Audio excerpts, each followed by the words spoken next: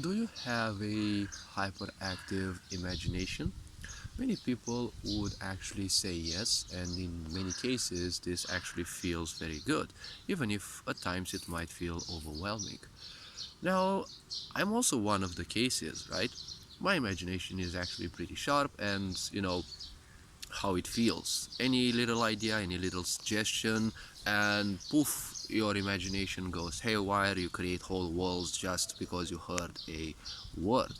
But is it actually something good? Now, hyperactive imagination means hyperactive, okay? Because if we are to face it, everyone has imagination. Now, within every child, there is a spark of genius. Now, depending on their environment, depending on the relatives and whatever influences there are over them, this genius may spark even more or will simply lie dormant. It's never ever gonna disappear. That is why even people whom we might say they're totally stupid, even such people are people who can, well, suddenly come up with, well, an ingenious idea. Because don't forget, there's a spark of genius in everyone.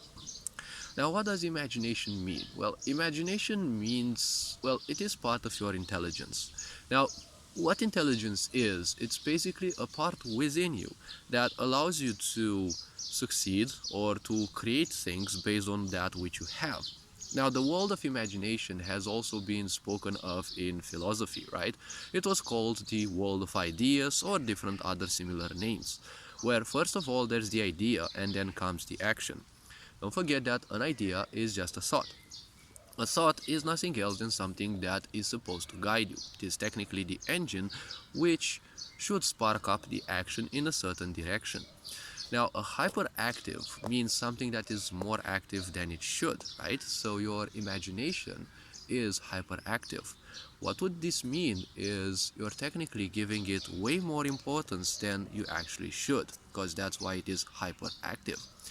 Everyone's imagination is active. If you look at gurus, their imagination is also active, but it's just that they don't give importance to it, right? Is it something bad? Is it something good? Well, as I said, imagination is a spark. Now, in meditation, you can also use your imagination to create, for example, worlds beyond this physical realm in which basically you can live. Now, obviously, you won't live in those worlds, but the point is, you can create such worlds. There is energy that you can use in other dimensions, and you can actually create such worlds. Technically, you can create any sort of world, any sort of work.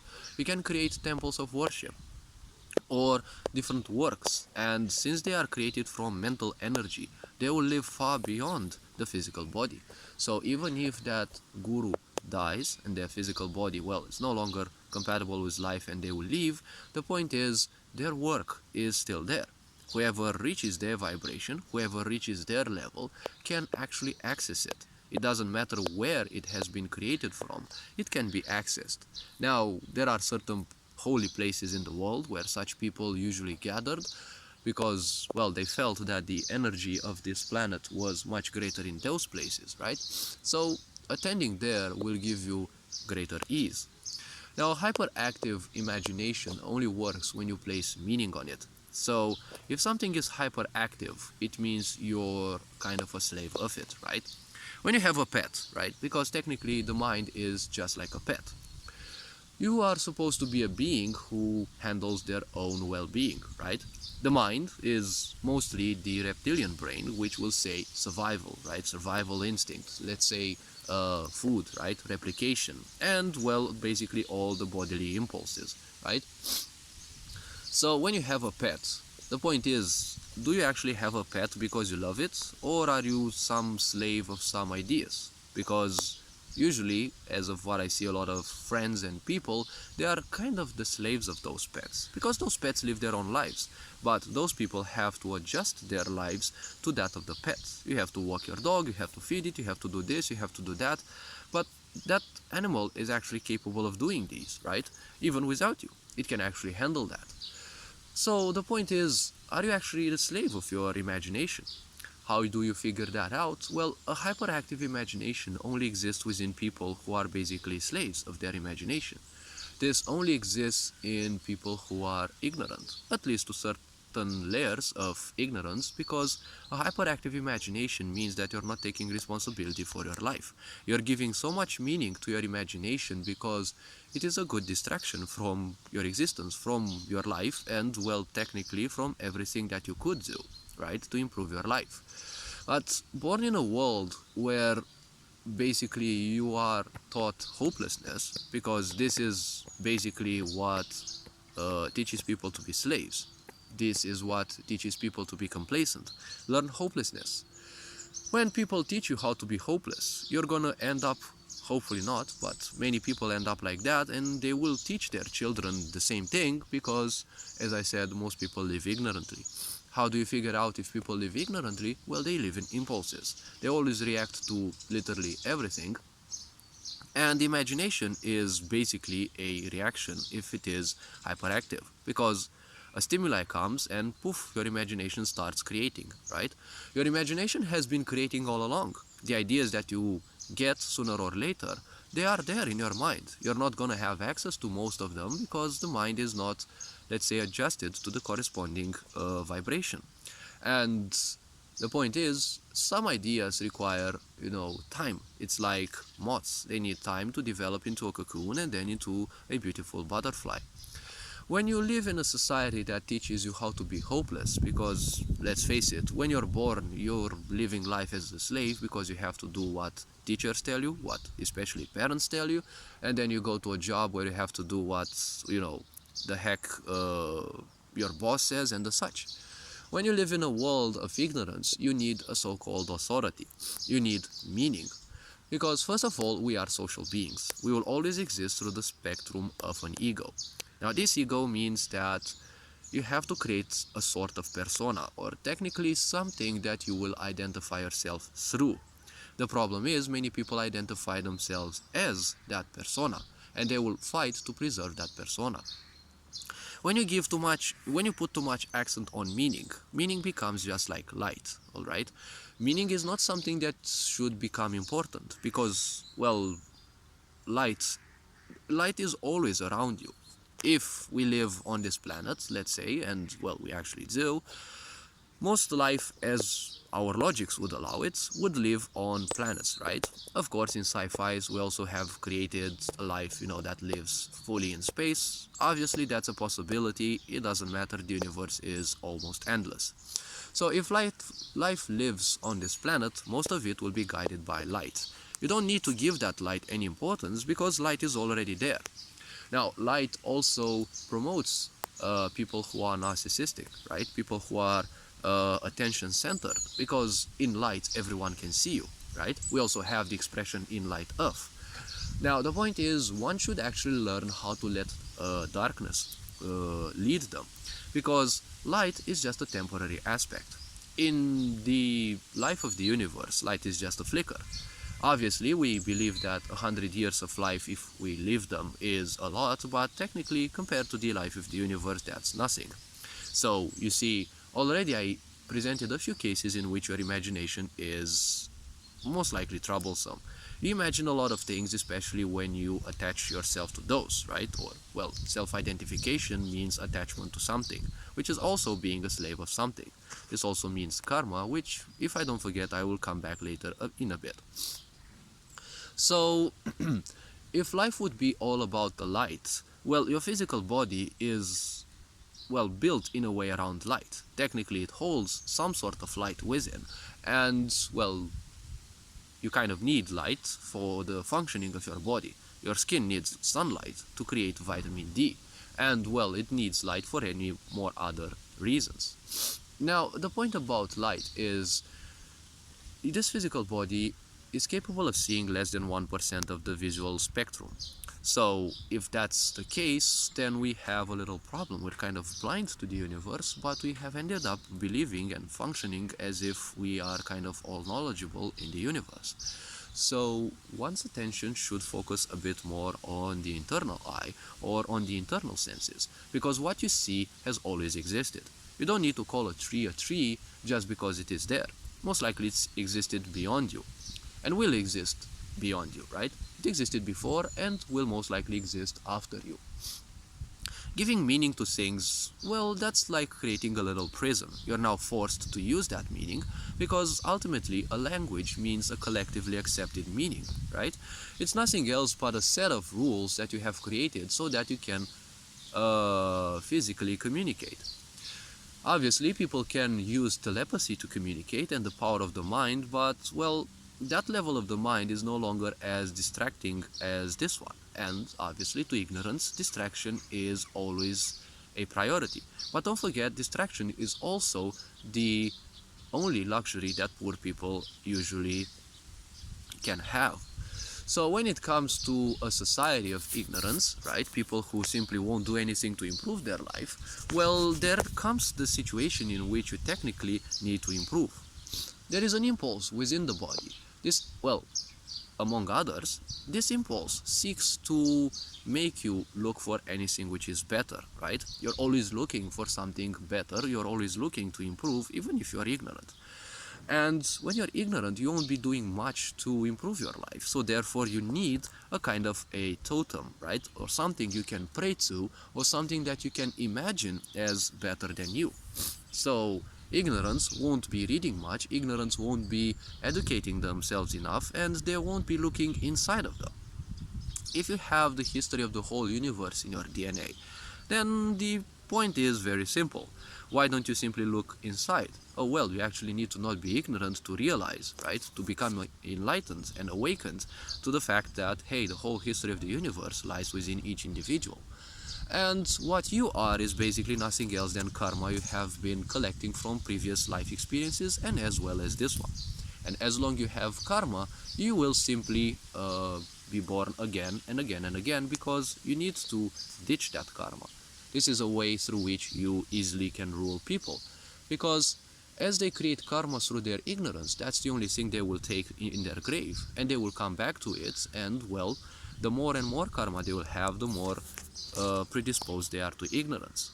And basically, the more abuse they will seek in their own life, because everyone needs to go through certain experiences in order to break out of karma. The comfort zone is the greatest prison, we all know that, more or less, but, you know, the survival mechanism says if it is safe, then it is the best. An overactive mind will always create anything that will simply portray itself as the best, right, as the center. So a narcissistic society, which we have been thanks to, you know, identifying ourselves with our bodies and with the idea that titles exist, and you know, people who ended up having titles, they always thought, you know, believing, you know, they thought they are above others. So the point is, in order to rule people, meaning is very easy, because if you create a language, people don't want to be separated, because obviously people want to be together with social beings. So whoever creates a language is technically one who rules, because the others will comply to the language. It is a necessity, but it also can be used as a tool for control. Think about nowadays. There are so many languages in the world, and that is a way to control people, because it is a way to keep people separated. You don't know any other language, or probably you know a bit or more of 1, 2, 3, 4 languages, but you don't know all the languages, so you're kind of separated. So that is why unity within people, which is again another impulse, will seek to create something which is common. When different peoples met, they have created different sign languages, different ways through which they could understand each other, beyond the limitation of their own language. So as life progresses, one ends up creating, well, more or less beliefs, and one of these is religion. When you are ignorant, you require something that is greater than you. Obviously, when you're ignorant, you also tend to be narcissistic. So everything that you allow to be better than you, right? Because let's not forget, meaning only exists as long as you allow it. So as long as you allow meaning to exist, anything that will be better than you, as, you know, slightly narcissistic at least, will be nothing else than something which is bigger than you. So there we have it. We have religions in which, you know, the ruling deities are bigger people. Now, when it comes to religions, and especially monotheist religions, they will be created out of male energy, because male energy is mainly about survival and expansion. It is all about knowing everything and the most important core aspect, which is control. So when you create a monotheist religion, it's always gonna be a male god. Now, obviously, there can be a female god in some monotheist religions, but as history shows, there kind of are not, unless we actually take the fantasy world of Amazons. Now, the point is, if we are to go even further, when people embrace such a belief, they simply create a lot more karma, because to ignorant people, their mind is far more dangerous. Because if someone is literate and you speak to them about angels, right, people with wings, they will start questioning it. They will start wanting answers. But to someone who is ignorant, if you tell them about unicorns, or angels, or things that naturally aren't, perceivable, they aren't in our visible field, they may actually exist, no one can say they don't, because if we perceive 1% of the visual spectrum, well, we're kind of blind to this universe. Any idea that crosses your mind came from somewhere. So if you thought about, I don't know, angels, most likely they kind of exist, right? No one can say they don't exist. But again, how much meaning you place on anything is your own choice. So if you speak to ignorant people about these, their mind is so vivid because their imagination is hyperactive. They don't have any limitation to it. Any idea that you give them, they instantly react, and they already see those angels. They already feel as if they are some kind of god surrounded by those angels, right? That is why these minds are very in a way powerful, because they are unchained. But an unchained mind is also very dangerous, because look at these days, we have given the state so much power, it now wants every one of us to oblige to all of their sick minds. And what we have, well, we have crumbling societies and people dying of certain diseases, which are also masked as one big disease. But we see billionaires talking about vaccinations, and well, that is more or less a good thing. It can be bad, it can be good, but well, at least some are speaking about that. But we also see some who are just speaking about going to space as if the whole world is at peace and we just live in a heaven, and we would or should be moving to the next level of heaven. So there are a lot of sick people, and all these sick people are nothing else than ignorant, because they don't allow themselves to see the extent of the damage the world is at, and they create these fantasy worlds of theirs in which, once they identify themselves with that, right, then that's the problem. They won't allow themselves to simply live. And don't forget, I actually said themselves. I didn't say them, I said themselves. That is why in English we say yourself. You is different from yourself. Yourself is yours, right? It's your ego. It's that which you need to express, but at the same time, don't become identified with it. People have become identified with religion because in ignorance you have expectations. You want others to do things for you. And when that happens, you give your power, because you say, I'm not going to do anything for me. And through this, you allow basically everything to rule you.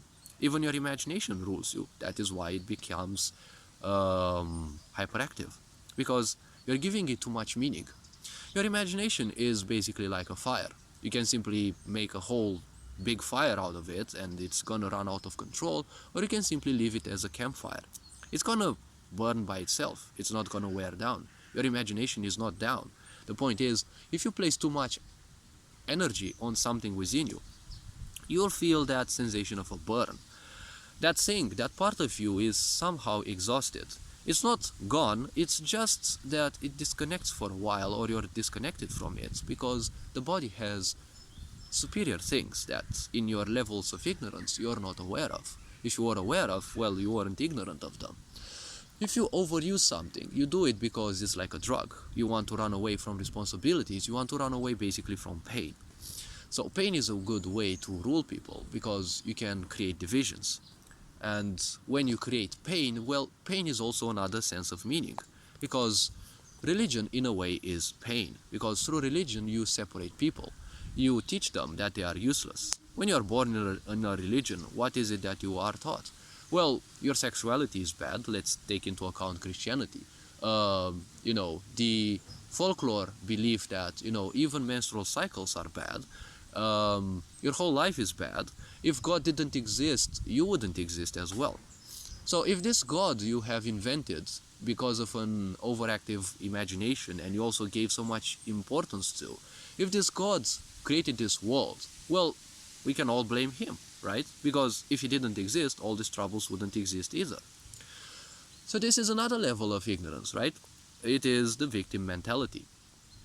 Now, the point is, in your life, you have full responsibility of what there is. You can't blame a God, you can't blame society for how things are.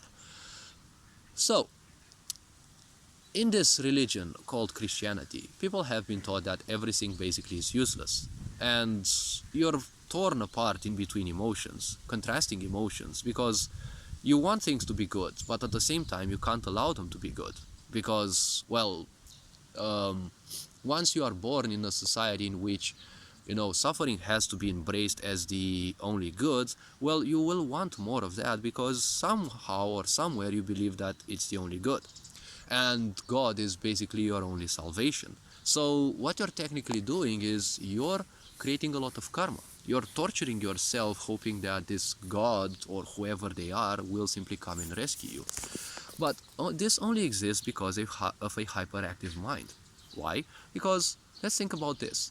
We believe in this God in the same old pattern, okay, in which we live on this world, which, well, supposedly it is still flat because, well, the old Christian world believed this world is flat, right? Let's not forget that also everything whirls around this world, right? That's how the old minds would think. When Copernicus and other people said that actually the sun and other objects are whirling around the earth, well, what happened to them in the Christian society? Well, they were proven otherwise by being killed, right? Not by, let's say, scientific evidence.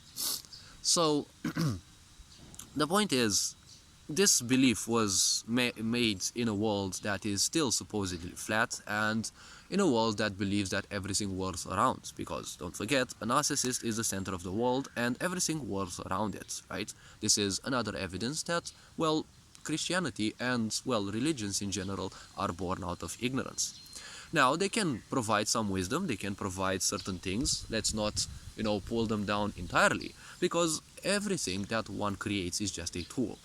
But if you allow that tool to use you instead of using that tool, well, honestly, that is your problem, and you shouldn't make that the problem of others as well. So in this world, you are taught that everything is bad, and you also need someone else to connect you to divinity. But that someone else is just another human like you, right? The priest. How is it that they are more, holy than you? How is it that they are holier than me or than you? Just because they are wearing some robes, just because they are wearing gold on them, just because they are in a house of worship or in a building of worship. Well, building of worship, wearing those clothes, wearing gold on you, religion, aren't these all meaning, right? And you won't take this meaning with you. You'll take just the karma, which is basically the imprint that meaning you allowed to have on you. So if you read a book, if you go through something in life, everything has some sort of influence on you. Because this whole life is an exchange. That is why there is no such thing as independence. I think I actually made a video where I explained why, wanting to be an independent being is something that sucks ass. Because you'll never be an independent being. Independence means that you're fully separated from this world. That's basically full-fledged ignorance. Even when you breathe. Right? When you breathe, you take in some air and then you put it out. That's an exchange. When you breathe, you take in information from this universe. And when you breathe out, well, you put out information. So there is always a communication in this world. A hyperactive imagination is also a communication. It is also an exchange. You're giving your mind power. You're giving your mind energy. That is why people who are hyperactive in imagination or in their mind are also kind of tired, we could say. So how much meaning you give to things, it is up to you. This is your own problem. This is not something that you should turn into um, your only choice, into your only um, objective, one could say. So how much importance you give to things, this is your full responsibility. If you don't believe in things, if you don't accept things that empower you, other people will come to impose those on you, just like religion did. Religion never settled itself peacefully. It was imposed by others because people have created their own religions. And when you conquer others, you want them to fully submit to you. You want them to become like you, right? Let's not forget this is also another narcissistic aspect. Everything and everyone must be shaped in such a way that they look like you. But they can't look like you because you don't have a shape. You live in a shape. Your life energy lives in a body. So when you want others to be like you, it's basically you want others to be like yourself, which with you have identified. So hyperactive imagination is not necessarily something bad. Given too much importance, yes, it is in a way. Because if you end up using it as a drug, then obviously it's not going to be good. All this being said, you are appreciated. Take care. Ferencan Bor signing out.